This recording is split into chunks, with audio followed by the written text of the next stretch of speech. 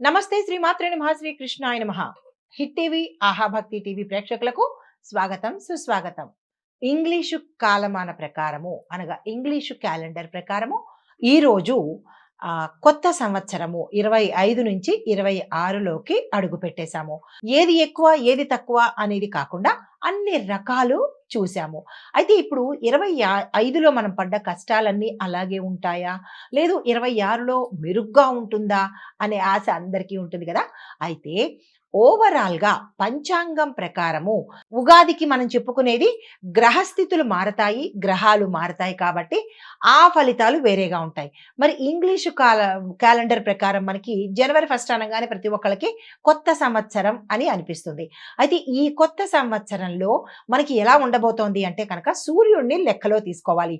2026 total మనకి 1 వస్తుంది. అయితే 1 అనంగానే మళ్ళా తిరిగి పునర్జన్మ లాంటిదనమాట. అంటే 1 మళ్ళా ప్రారంభము అని అర్థం అనమాట.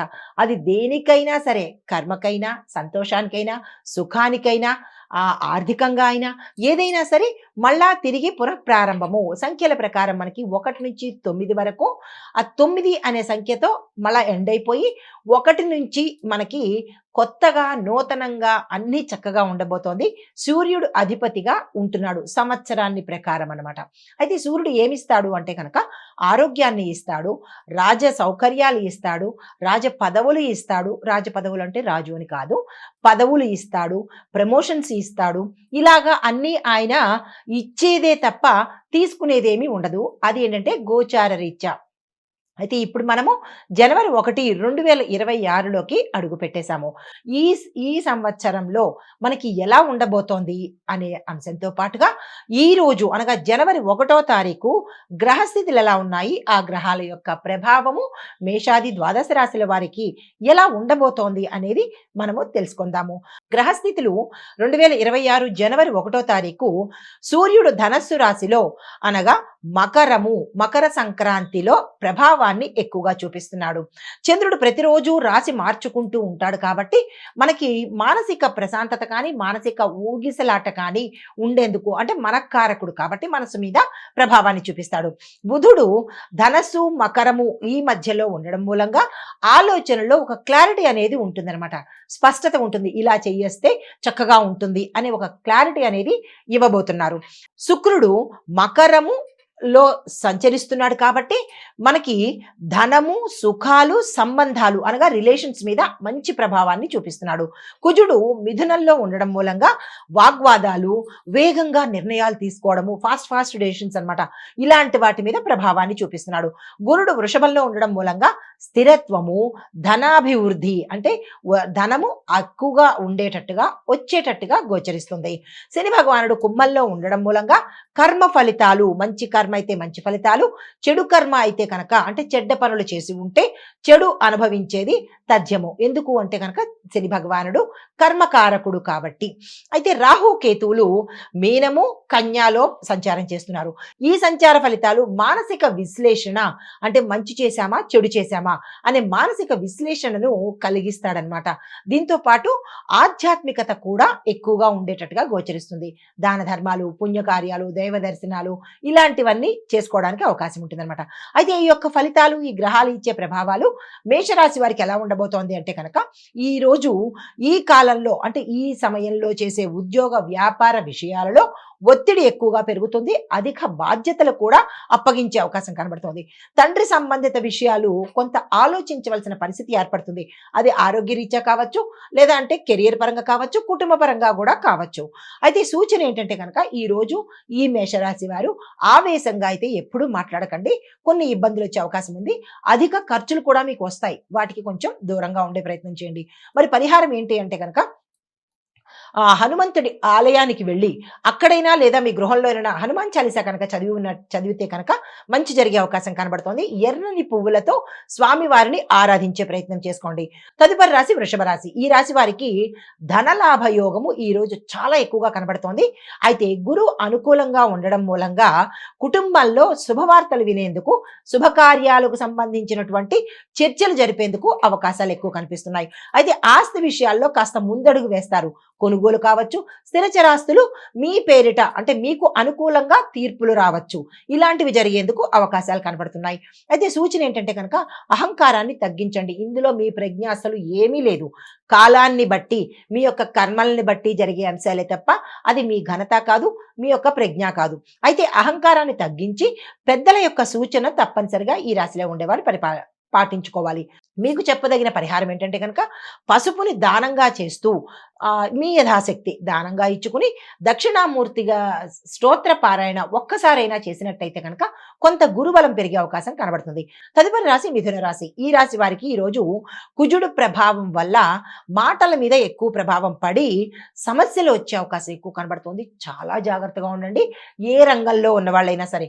ఉద్యోగంలో మీకు కాంపిటీషన్ పెరుగుతారు. అంటే కాంపిటీటర్స్ పెరగడంతో పాటు మీ మీద పోటీతత్వము అనే బాధ్యత పెరగడము, ఒక స్ట్రెస్కు ఫీల్ అవ్వడము జరిగే అవకాశం ఉంది.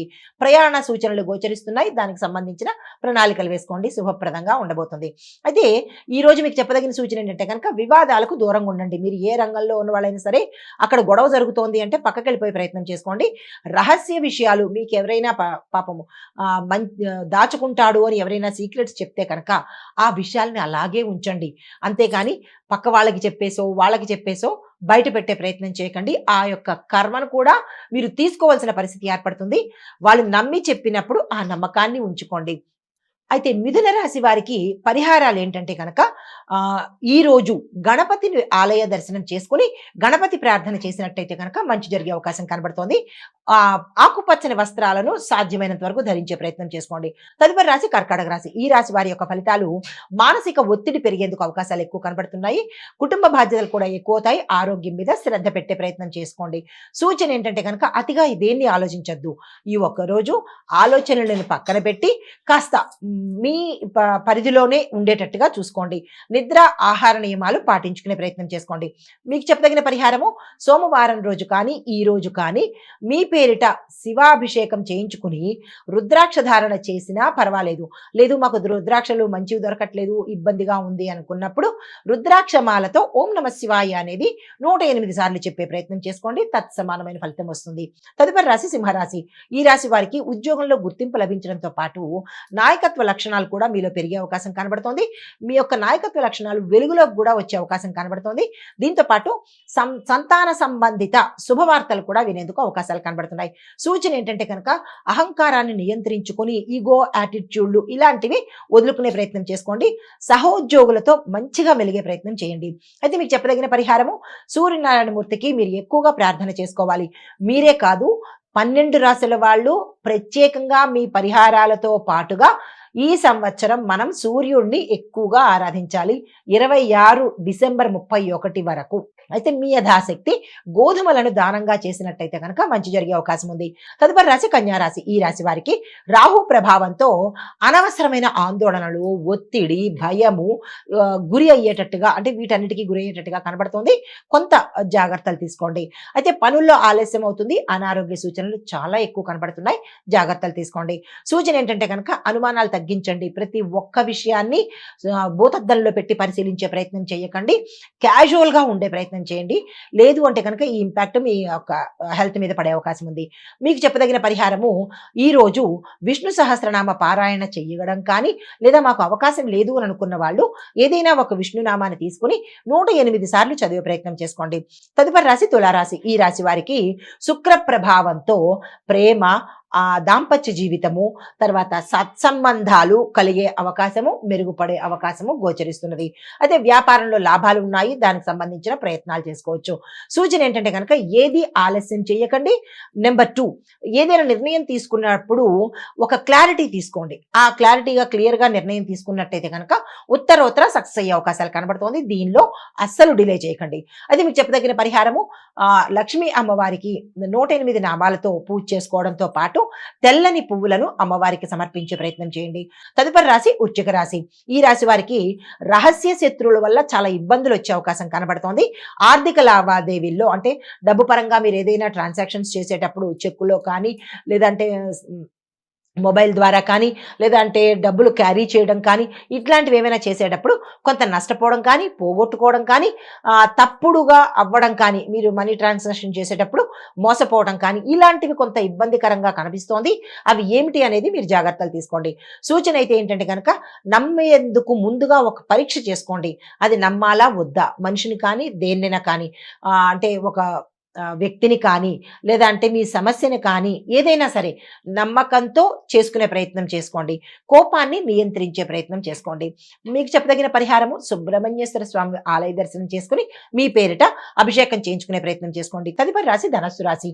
ఈ రాశి వారికి సూర్య, బుధ ఈ ఇద్దరి ప్రభావంతో కొత్త అవకాశాలు వస్తాయి.